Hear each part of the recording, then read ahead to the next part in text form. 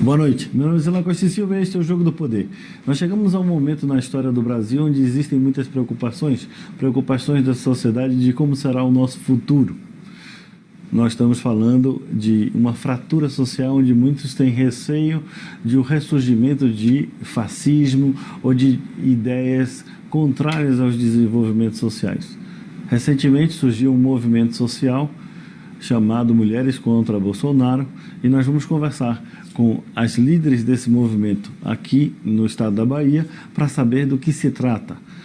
Conversamos agora com a publicitária Ludmila Teixeira. Ludmila, seja bem-vinda ao Jogo do Poder. Obrigada pelo convite, boa noite a todos que estão assistindo, a todas também.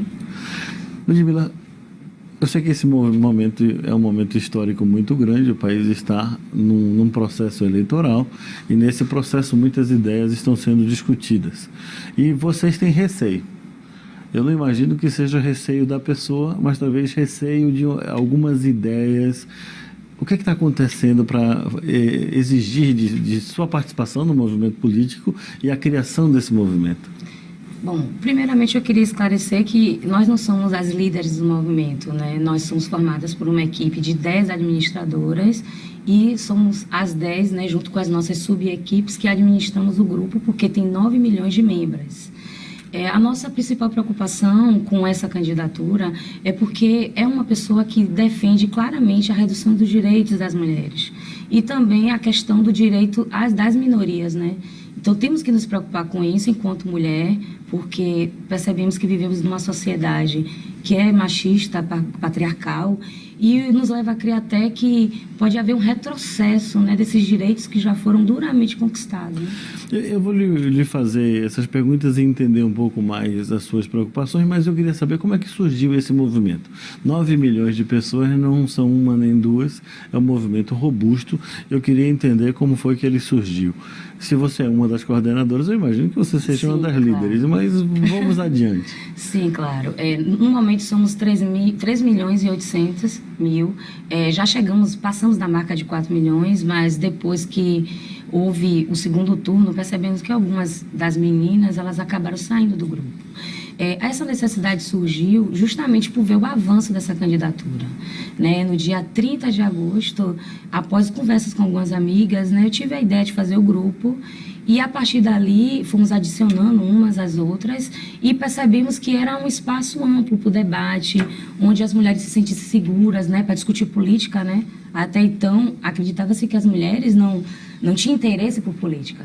Talvez por os homens não darem espaço também para nós, né? Geralmente, quando a gente tenta participar de algum debate, os homens cometem o chamado mansplain, quando eles tentam explicar para a gente coisas que nós já sabemos, até por já estar vivenciando como mulheres. Ludmila, nós vivemos no século XXI. Como é que a gente, no século XXI, no Brasil, que é um país moderno, depois de 30 anos de uma Constituição cidadã, que garante direitos para quem quer que seja, inclusive de minorias inclusive de gênero, enfim, é uma Constituição que criou uma série de benefícios. Como é que a gente tem essa preocupação ainda hoje em dia? É porque a Constituição, ela é linda, mas infelizmente ela só está no papel. Vivemos em uma sociedade altamente machista, onde as mulheres não podem malmente andar na rua despreocupadas, né? Mas você acha que isso é um reflexo do povo? Mas não é necessariamente esse candidato que provoca isso. Isso já está na sociedade como um todo, a sociedade que a gente vive. Mas imagina um candidato a presidente da República, né, que é o cargo máximo, propagar esse tipo de ideologia, onde ele acredita que as minorias têm que se curvar ao desejo da maioria ou desaparecer. Então, se ele está dando esse exemplo, você acha que a população vai seguir também? Ou eu acho que é perigoso, né? Quando existem líderes, né? Que ele é considerado um mito por muitos. Mas um mito por quê? Quais foram os projetos que ele fez, a não ser falar mal das minorias e ter atitudes, discurso de ódio, atitudes que podem ser consideradas antidemocráticas? Você não acha que isso é um pouco mais o reflexo do Estado do brasileiro, que está mais do tipo assim, eu não quero saber mais do politicamente correto, eu preciso que alguma coisa, uma sensação de desesperança muito maior do que efetivamente uma crença pensa de que as mulheres não têm direitos? Agora, por que, se fosse só esse motivo, por que ele não discute as propostas? O que vemos é um festival de fake news, né, que é utilizada para depreciar o outro candidato e faltar com a verdade. Eu acho que ele poderia angariar os votos, né, que ele acredita que ele tenha influência nesse eleitorado, mas utilizando a verdade, né? Não esse discurso de ódio, esse discurso raivoso, preconceituoso contra as minorias. Infelizmente, não podemos tolerar um candidato que se comporte como tal, né? Qualquer país sério do mundo iria estar censurando um tipo de postura que ele tem. Veja, nós temos recentemente, em 2016, na campanha da presidência dos Estados Unidos, teve o surgimento do que hoje se chama o movimento de fake news. Na realidade, isso não é um retrato brasileiro, é um pouco um retrato da sociedade mundial que está vivendo esse momento a gente pode até chamar um pouco de retrocesso. Mas eu não tenho certeza se esse retrocesso é representativo do pensamento geral da sociedade. São, através da internet, determinados grupos que podem ter alcançado uma voz maior e está circulando um pouco mais. Mas será que é isso que a sociedade como um todo pensa? Eu não acredito que seja como um todo, mas parece que por conta do ódio ao outro partido também, que foi bastante estimulado pela mídia, as pessoas estão meio que, vou escolher o menos pior, e estão optando por um candidato que representa um perigo à democracia, né? Ele mesmo já fez declarações bem exageradas que dariam um golpe militar no segundo dia após a posse. Então, eu acho perigoso a gente utilizar um ódio a um partido, afinal de contas, vários partidos foram encontrados em corrupção, né? Tem vários candidatos, vários deputados e outros cargos que estão respondendo processos também. Então, não dá para a gente utilizar o ódio a um partido contra o direito de estar votando em um candidato que nós acreditamos que é antidemocrático. Isso é uma opinião que é sua, mas obviamente a gente tem uma Constituição que garante a liberdade de expressão de todo mundo. E não necessariamente, porque essa própria Constituição proíbe determinadas atitudes antidemocráticas. E a gente tem instituições no Brasil que estão funcionando. Mas você acha que o movimento é muito mais ligado ao que o brasileiro pensa? Você se sente insegura como mulher hoje na sociedade brasileira? Nossa, todos os dias, né? Eu sempre me senti insegura ao andar na rua, às vezes somos molestadas no ônibus, ou até mesmo ao caminho da padaria. Só que um candidato a presidente da República, que é o cargo máximo, eu acredito que tem que dar o exemplo. Então, se ele mesmo não é polido nas atitudes e nas suas falas, qual é o tipo de exemplo que ele vai dar para o resto da população? E qual é o exemplo que você gostaria que tivesse?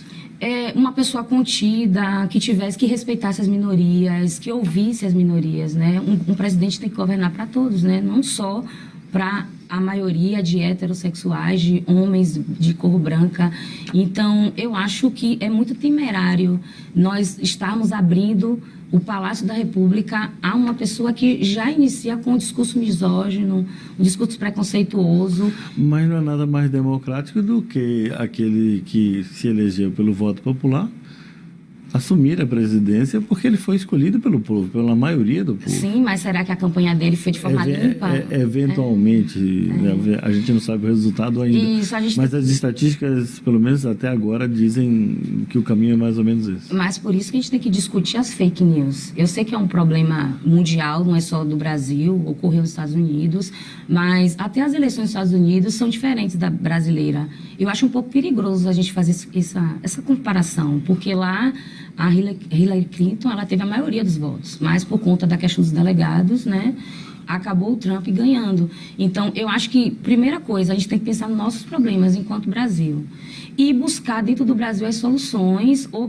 que seja algo que possa amenizar. Eu acredito fielmente que as fake news atrapalham o processo eleitoral e que o Tribunal Superior Eleitoral deveria tomar algum tipo de postura mais enérgica para tentar coibir o que está sendo feito, né? Sobre fake news e sobre mais um pouco sobre isso, a gente vai falar no próximo bloco. Tá bom, então. Voltaremos aqui logo depois dessas mensagens comerciais. É um minuto apenas falando com as líderes do movimento político que está acontecendo aqui no Brasil. Até já. Estamos de volta aqui no Jogo do Poder, conversando essa noite sobre movimento político, movimentos sociais e que tratam do grande problema que nós estamos vivendo hoje em dia, da grande fratura social que nós estamos visualizando hoje em dia. Ludmila, no bloco passado a gente terminou com fake news.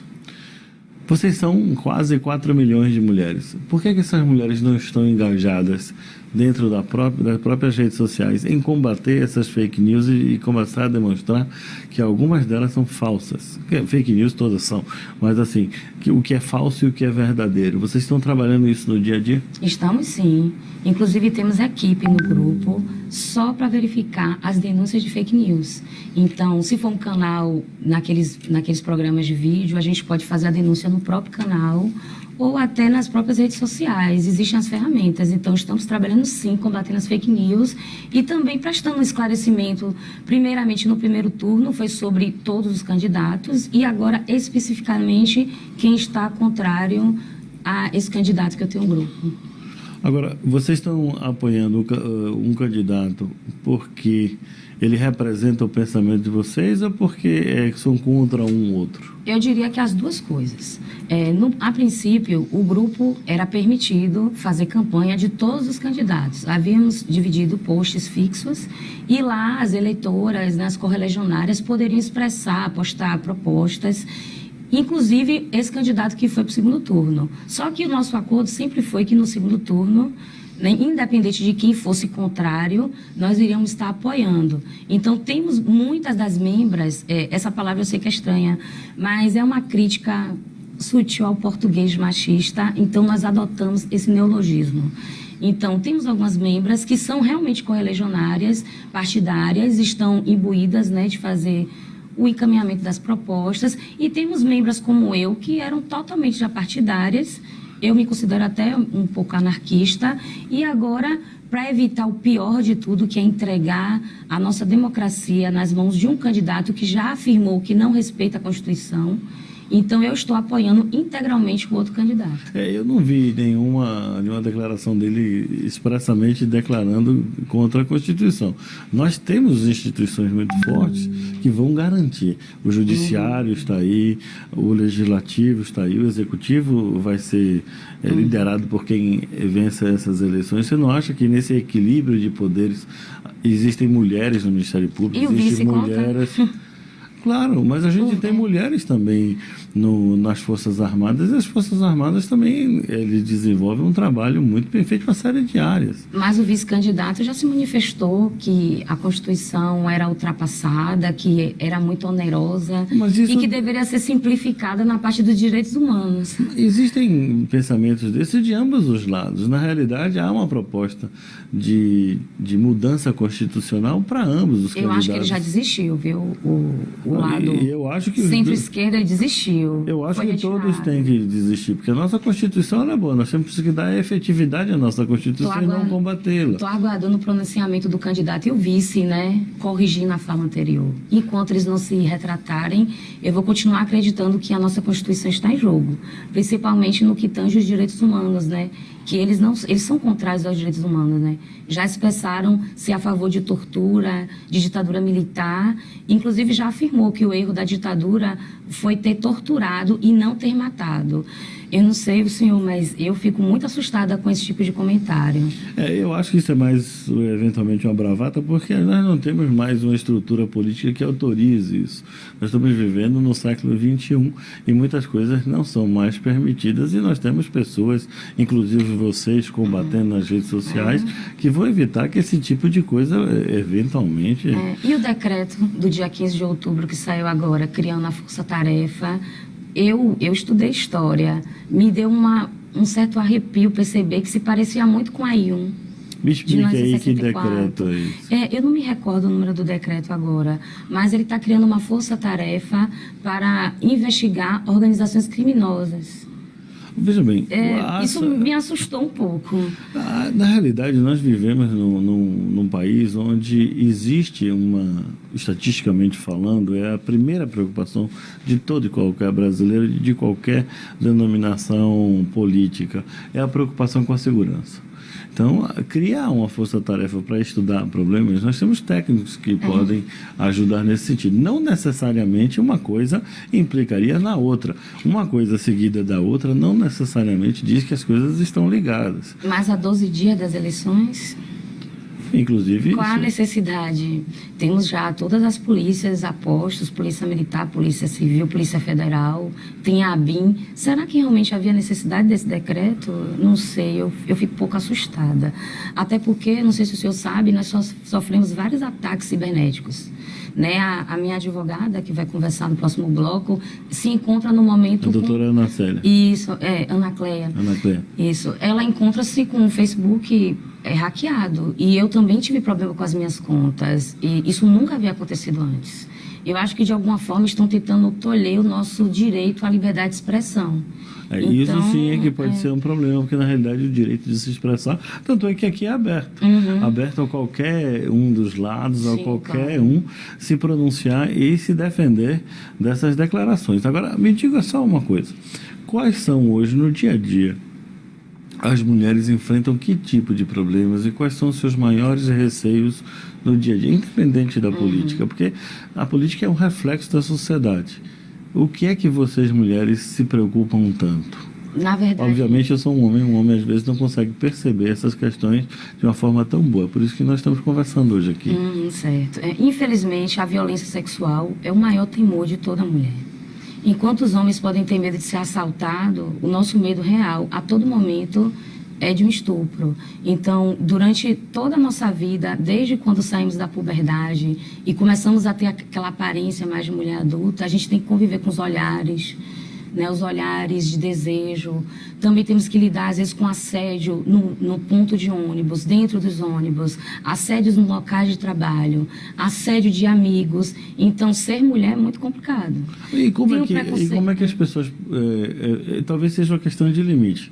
Porque as pessoas têm que se relacionar também. Sim. Como é que funcionaria ou deveria funcionar essa relação que homens e mulheres, ou homens e homens, ou mulheres e mulheres, as pessoas têm que se relacionar, porque isso faz parte da nossa programação biológica. Como é que a gente pode fazer isso sem ofender um ou outro? A palavra-chave é consentimento. Se a mulher disse não, o homem tem que respeitar, só que alguns acreditam que é charme, né? E se eu der uma forçada, ela pode ceder. E algumas mulheres acabam cedendo de fato, porque elas são criadas dentro de um sistema para elas serem subservientes e totalmente dependentes emocionalmente de um homem. Então, estatisticamente falando, hoje nós temos no Brasil um grande número de lares que são comandados por mulheres. A mulher é a provedora. Eu, às vezes, tenho dificuldade de entender essa sua afirmação, porque hoje a gente vê justamente muita coisa ao contrário, muita coisa crescendo no sentido contrário. Mas esse é o ideal, a mulher ter que criar sozinha o filho que ela não fez sozinha. Na verdade, vivemos uma realidade de abandono parental, né? São milhões de pessoas sem o nome do pai na certidão de nascimento. Não, acho que não é justo com a mulher, porque a responsabilidade também não é dela. Acredito que essa visão seja até um pouco machista pelo fato de deixar o cargo da mulher ser a super-heroína, né, que vai dar conta de tudo, de toda a família, enquanto ela é só um ser humano, né? Acho que ela deveria ter igualdade em direitos e deveres. Na verdade, a gente acaba sendo superior em deveres e menor em direitos, né? Ainda temos salários diferentes, né? Isso está mais do que provado. Isso também é verdade. Sem falar que a decência da mulher é medida pelo tamanho da roupa, né? Então, alguns homens acham que têm o direito de fazer o que querem por conta do tamanho da roupa que a mulher está usando. Então, sua opinião é que nós vivemos num problema educacional nesse país? Também, com certeza, educacional. E voltando ao candidato que quer diminuir a grade curricular, retirar matérias como filosofia, sociologia, acho que isso vai ficar mais difícil ainda para nós, né? Porque há uma necessidade de se aumentar o investimento em educação e talvez até aprimorar, né, a grade que temos, não diminuir. E a questão da criminalidade contra a mulher, você acha que está aumentando ou diminuindo? Eu acho que está aumentando. Está aumentando porque com o advento da internet a gente acaba recebendo mais informações. E também por conta do machismo, né? Os homens, eles se negam a reconhecer que têm privilégios. Então, e costumam achar que feminismo é o contrário de machismo, enquanto não é. Feminismo é apenas a luta pela igualdade dos gêneros, né? Entre direitos e deveres. E o machismo é a crença de que o homem é superior. E, sendo superior, ele acha que tem mais direitos, que tem mais poderes.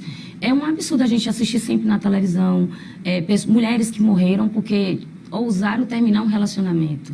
Então, quando a principal preocupação da mulher deveria ser seguir, né, seguir a vida, hoje é não ser morta. Então, as estatísticas que estão aí provam que existe algo de muito errado na sociedade. O machismo é o vilão e candidatos que fomentam o machismo, que estimulam o machismo, só vai piorar a nossa vida. O nosso papel aqui é informar e o nosso papel também é de certa forma, esclarecer as pessoas. Eu também concordo com você que o enfrentamento violento entre o homem e mulher por causa do término de um relacionamento é uma coisa condenável. Inclusive, já surge um novo crime recentemente, o crime de feminicídio, que vai, pelo menos em tese, combater esse tipo de atividade. Eu gostaria de, Ludmila, agradecer muito a sua presença aqui conosco, mas nós vamos agora conversar com a doutora Ana Cléia aqui no nosso programa. Muito obrigado. Muito obrigada pela oportunidade, obrigada, telespectadores, por estar nos assistindo e boa noite.